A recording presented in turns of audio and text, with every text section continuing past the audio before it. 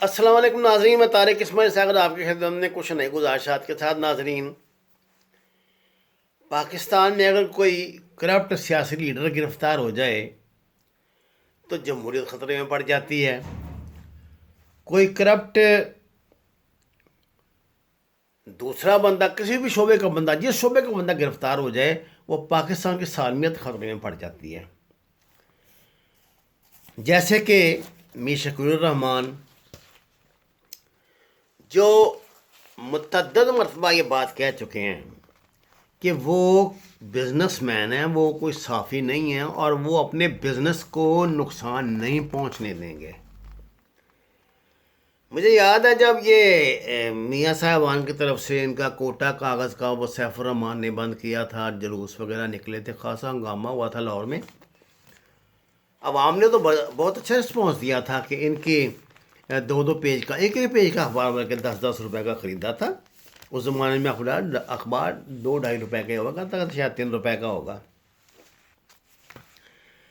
مجھے ایک بات کی ناظرین سمجھ نہیں آتی، یہ زمینوں کی خریداری کا ایک مقدمہ ہے. ایک بندے نے ریئل اسٹیٹ کا بہت بڑا گھپلہ کیا، 58 پلاٹ، 58 کنال زمین جوہر ٹاؤن کے علاقے میں. بچوں کا کھیل نہیں ہے وہ، یہ سمجھیے کوئی اربوں روپے کی زمین ہے. جو کوڑیوں کے مول ان کو میاں صاحب نے، وہ بادشاہ تھے آپ کو پتہ ہے، وہ تو جس پہ مہربانی کرنے پہ آتے تھے تو وہ بس کرتے چلے جاتے تھے. وہ تو ان کا اپنا طریقہ تھا حکومت کرنے کا ایک، جس کا وہ آج ہزارہ خمیازہ بھی آج بھگت رہے ہیں. اچھا، اب یہ میر صاحب یہ جو اس کی گرفتاری ہے میر شکیل الرحمان کی، 100% جو ہے اگر عمران خان نے ان سے کوئی بدلہ بھی لیا، ان کو دشمنی بھی تھی، تو انہوں نے ان کو صحافت کے الزام میں گرفتار نہیں کرایا. کوئی صحافتی قسم کی ان پہ الزام نہیں لگا. ہاں، اگر وہ یہ کہتے کہ جناب آپ نے امن کی آشا جو ہے وہ انڈیا کے ساتھ مل کے، پاکستان را کے ساتھ مل کے آپ نے ایک یہ گیم شروع کی تھی، یا سارک میں جو آپ کا بہت زیادہ عمل دخل کے زمانے میں رہا ہے اس کا یہ پس منظر تھا، یا آپ نے لندن میں انڈین کونسلیٹ میں فلاں جگہ، انڈین ہائی کمیشن میں فلاں تاریخ کو وہاں مسٹر گپتا، ظاہر ہے یہ سفارتکار جو ہوتے ہیں نا، یہ جو انٹیلیجنس کے ہوتی ہیں، ان کے بڑے مختصر سے نام ہوتے ہیں، مسٹر گپتا سے بڑی طویل ملاقات کی تھی جس میں یہ باتیں طے پائی تھیں جو کہ بگ ہو کے ISI کے پاس آ چکی ہیں. یا اس طرح کے اور آپ نے 1-2 ملاقاتیں، ایک سوئٹزرلینڈ میں کی تھی، ایک امریکہ میں کی تھی وہ، اور دونوں را کے آفیسرز تھے، آل آفیسر جن سے آپ نے کی تھی. ماضی میں آپ نے فلاں فلاں جگہ جو ہے ISI کے جو کے خلاف محاذ بنایا، اور خاص طور سے جب یہ میر صاحب پر جیلی حملہ ہوا تھا تو اس میں بھی آپ نے DGI کو براہ راست ملوث کر کے بڑی ایک ڈرامائی فضا پیدا کر دی تھی. یہ ایک ان کا ناظرین طریقے واردات ہوتا ہے ان کا سیاستدانوں کا، اور جو ایسے سو کالڈ یہ جو صحافتی مافیا کے لوگ ہیں ان کا، کہ یہ بات کوئی ہوتی ہے اس کو اپنے 2-4 جو آگے وہ چھوڑے ہوتے ہیں نا اپنے پلے، ان کا کام یہی ہوتا ہے کہ وہ گھسیٹ کے معاملے کو ادھر سے ادھر لائیں، ادھر سے ادھر. مثلا آج یہاں اسلام آباد ہائی کورٹ میں پیشی تھی نا اس مقدمے کی یار، جس میں وہ توہین عدالت والا جو کیس تھا، جس میں اینکروں نے الزام لگایا تھا کہ یہ ڈیل کے ساتھ جو ہے میاں صاحب باہر گئے ہیں، تو اس میں 5 اینکروں کو عدالت نے طلب کیا تھا. آج حامد میر اس سلسلے میں جب عدالت میں پیش ہوئے تو انہوں نے بجائے کیس پہ بات کرنے کے، اطہر من اللہ کو مخاطب کرتے ہوئے وہ اس غلط فہمی کا شکار ہے کہ شاید یہ بڑا سافٹ کارنر میاں صاحب، یہ میاں صاحب کے گروپ کے ہیں. میں آپ کو بتاؤں گا یہ کس طرح لپیٹتے ہیں، کس طرح بدنام کرتے ہیں، یہ جوڈیشری کو بھی اپنی جنگ کا حصہ بنا دیتے ہیں.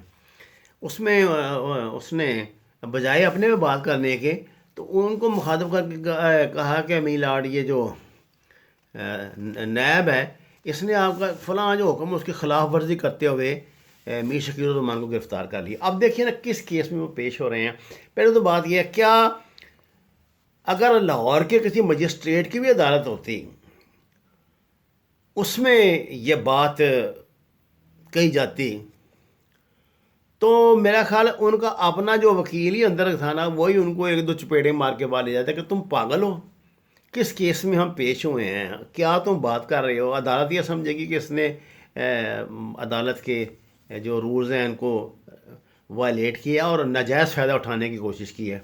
لیکن وہ ڈھیٹ بندے ہیں، ظاہر ہے انہوں نے ساری زندگی کمائی اس بات کی ہے، ان پر تو پاکستان سے غداری کے کیا کیا الزامات، انہیں شرم ہی نہیں آتی۔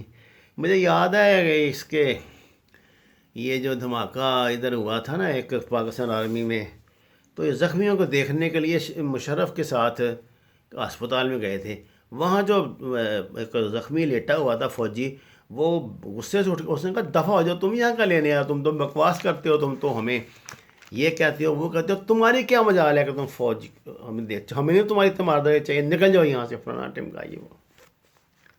لیکن یہ بے شرم ہے، ان پر کیا اثر ہوتا ہے؟ نہ بے شرم ہو تو اس طرح پھر موج موج میں تو ہی نہ لگتا۔ آج ناظرین ایک اخبار جنگ اخبار نے نا ایک اشتہار اپیل شائع کی ہے محترم چیف جسٹس آف پاکستان کے نام، جس میں ظاہر اپنا رڈی رونا رویا ہے، اپنا وہ پیٹ سے آپا کیا کہ جی یہ تو بڑا ظلم ہو گیا، یہ تو صحافت کے کلیجے میں خنجر اتار دیا آپ نے، یہ ریئل اسٹیٹ کا کاروبار کرنے والے ایک پراپرٹی ڈیلر کو گرفتار کر کے، ایک صحافتی پراپرٹی ڈیلر کو گرفتار کر کے۔ لیکن کمال کی بات یہ ہے جو ان لوگوں کا اصل طریقہ واردات ہے، یہ لپیٹا مار کے نا زبردستی ایک ایسی فضا پیدا کر دیں گے۔ مجھے بتائیے اگر آپ نے چیف جسٹس سے اپیل بھی کی ہے، اول تو عدلیہ کی روایات کے بالکل خلاف ہے کہ آپ ان کی تصویر چھاپیں، اول تو یہ خلاف ہے کہ آپ ان کی اپیل بھی چھاپیں، آپ اپیل آپ نے کرنی ہے عدالت میں جا کے ان کے کورٹ میں کر دیں اپیل، لیکن آپ نے اس کے ساتھ یہ دیکھیں تمام جو جج صاحبان ہیں نا ہائی کورٹ کو، ان کی تصویریں بھی شائع کر دی ہیں، یہ دیکھیں۔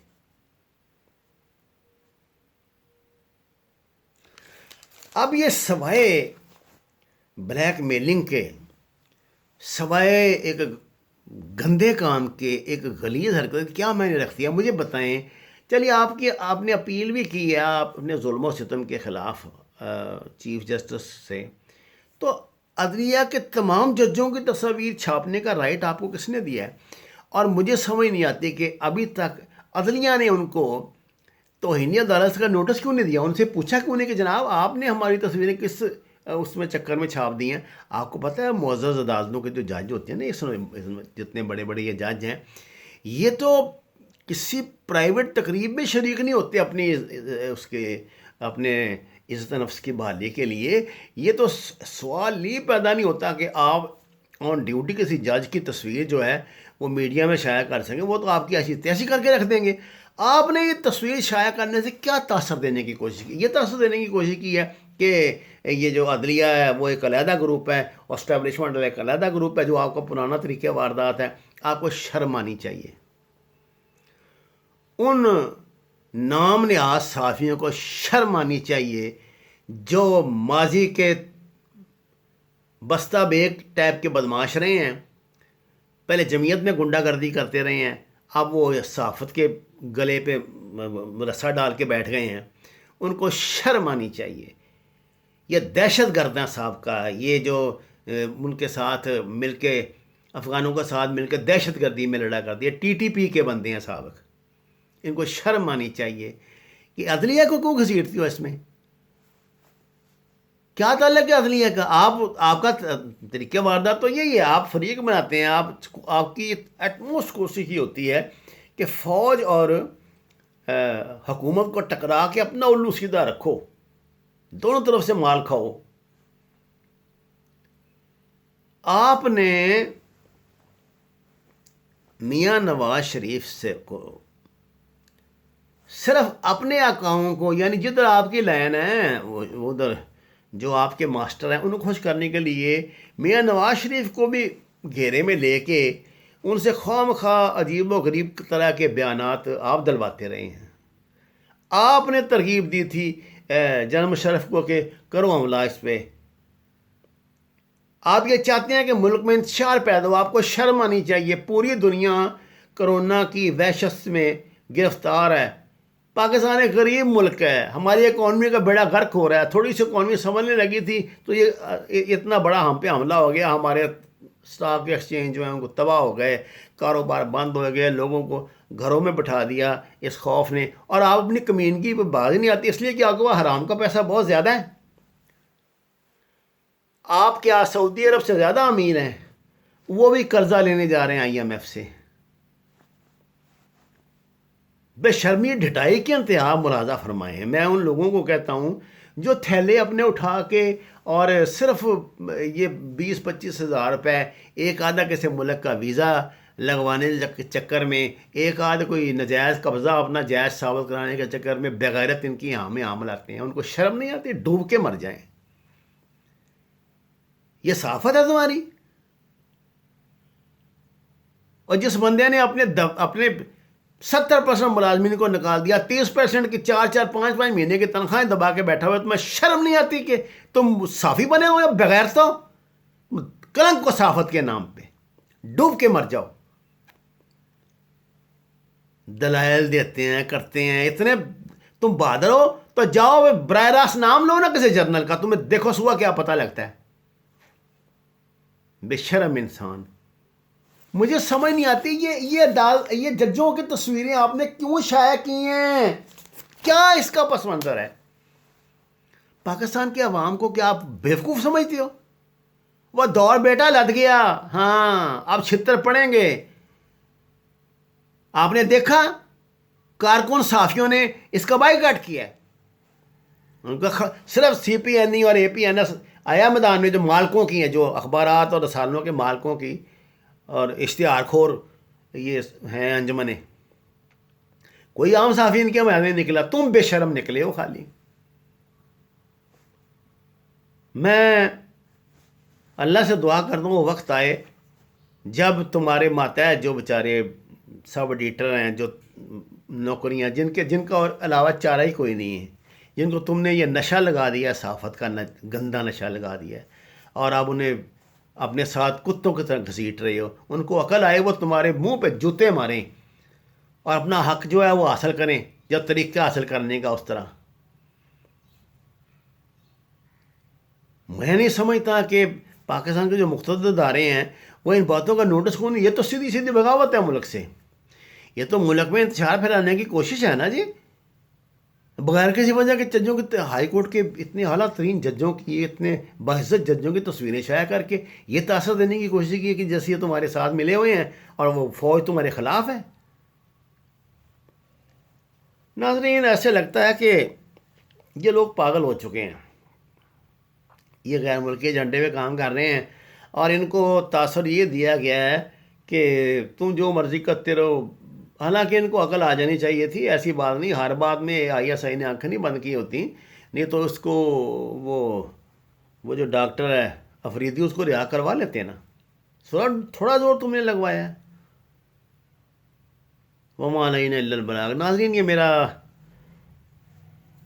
آفیشیل چینل ہے. آپ سے درخواست ہے سبسکرائب کریں، احباب میں شیئر کریں اور میرے اس سچ کے سفر میں میرا ساتھ دیں. آپ کا بہت شکریہ.